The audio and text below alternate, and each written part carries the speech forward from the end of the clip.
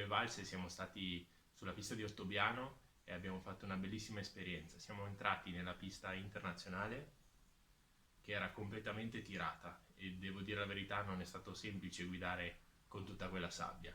E poi siamo entrati anche nella pista nazionale e ci siamo divertiti a fare qualche giro a ritmo un po' più sostenuto. Vi lascio il video, ricordatevi di iscrivervi e di mettere mi piace.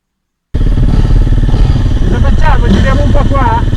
Sì. È durissima, va bene?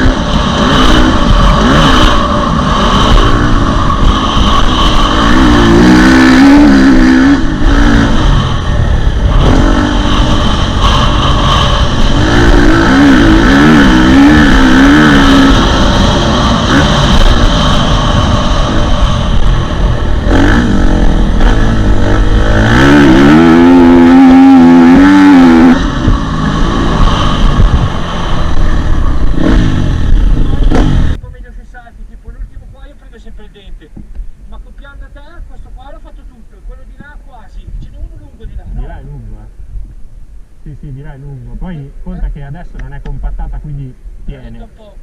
Però bisogna ammettere che le rampe fatte da Dio, Sì.